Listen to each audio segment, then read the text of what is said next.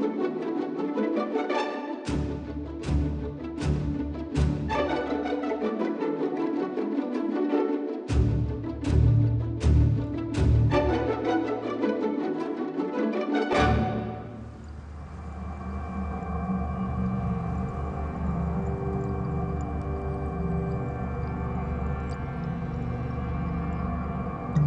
morning everyone, welcome.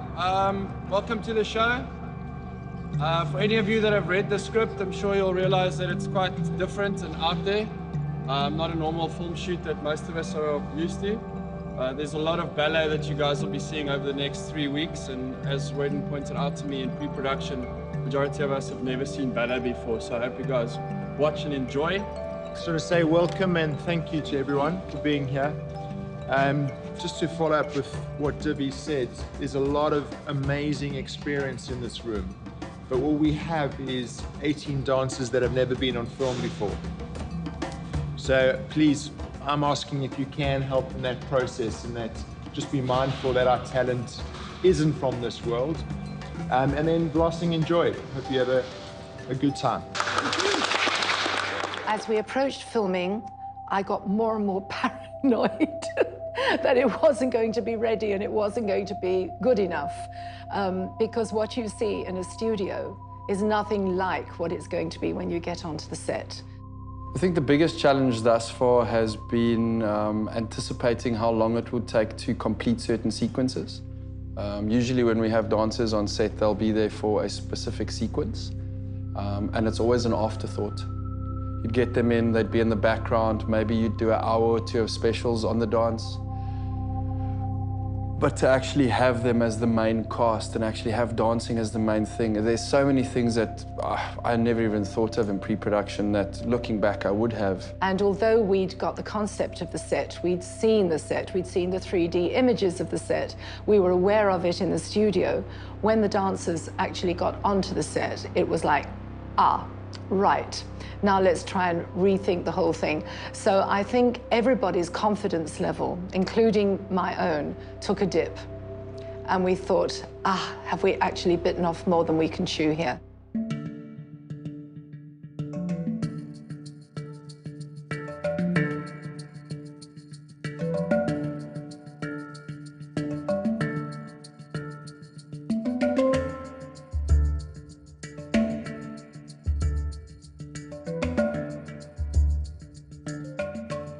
The second major challenge directing the ballet was working with the ballet dancers who were used to theatre and not film. So we had to get ourselves into a different frame of mind. And also, we're not used to, as dancers, the concept of high energy dropping. We're used to going in an hour and a half before a performance, doing a full-on class, going on stage, 2 hours of physical slog, then it's over. Making a movie of a dance is very different, and everybody had to get into a different frame of mind. Just going from actors to dancers, that big difference that you have. Actors, you can just, there you go, give me another take, that's what you get paid to do. But dancers are used to doing an hour or hour and a half of dance, and that's it. And we're asking them to do a lot more than that. Morning, Doctor. This is where we perform surgery on Darkness. Darkness is about to give birth. We've got the full medical team here, and it's a lot of pressure. Never delivered a crystal before, but someone's got to do it. Might as well be me.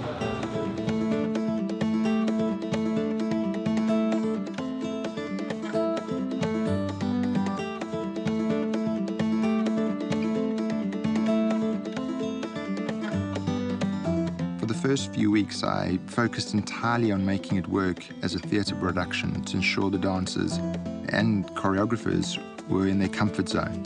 If I was going to change anything to achieve the film, I needed the dancers and the choreographers to trust me. I did everything I could to make sure the story was being conveyed in the dance. I even danced out the scenes myself, much to everyone's amusement. As soon as the story started to emerge as a theatre production, I knew we had something truly magical. Winning over their trust through the rehearsal phase would be one of the most important parts of the entire production for me. From there, I could slowly introduce the film's elements and more drama, taking them from just expressing their characters through dance to adding layers of emotion and facial expressions that would help portray what I call their full trinity. One color, one vice, and one virtue.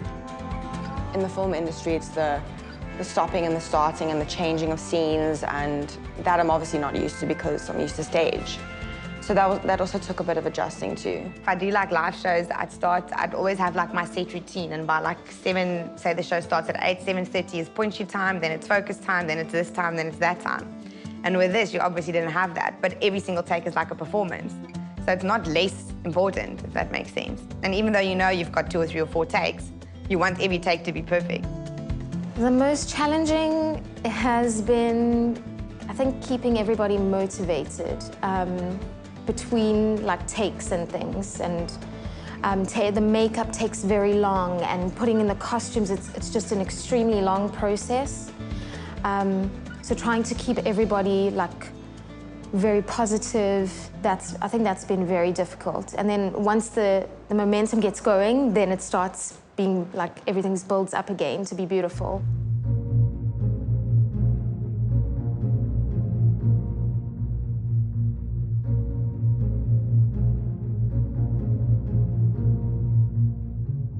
For me to run this set effectively, I need you guys to focus and pay attention to what's going on. When I shout stand by, it means get ready. It means shut up, focus, and zone in, okay? Because if I have to get everyone here ready, then walk to the back of the stage and get everyone there ready, I'm gonna waste so much time. And it's gonna take a very short amount of time for me to start hating you guys and for you guys to start hating me, okay? We've got a lot of stuff to do. We've got a big production to do. We want to make sure you guys look as good as you can look. When we get here in the day, our shooting plan for the day is to get all of you guys made up and dressed. Sorry, made up, do a walkthrough. You guys are going to go do class, then get dressed. By that stage, I only have an hour and a half to 2 hours to shoot before I have to break the crew for lunch. I mean, I've been on sets where the makeup is quite extensive and the costuming and everything. But 5 hours every single morning just waiting for all the dancers to get ready is something in itself, you know, and it's a process, but it has to happen because we all have to achieve that beautiful image that Royden wants. And the makeup was a big thing for me because I would get here and then we would do makeup and then it would go overtime. Then I'd miss ballet class, then I'd have to go and do my own class. Then I'd have to go back into makeup and then I don't have time to do my focus and pull myself towards myself. So that was like unsettling for me in the beginning, and it pushed my boundaries in the sense of I learned to have a lot of patience. I'm waiting for my makeup to be done, so I'm trying to catch like a few minutes of just lying on the couch and doing nothing. Well, for dancers, it's hard to get your body warm at 5:30 in the morning in a cold environment and stay warm for the next 4 hours.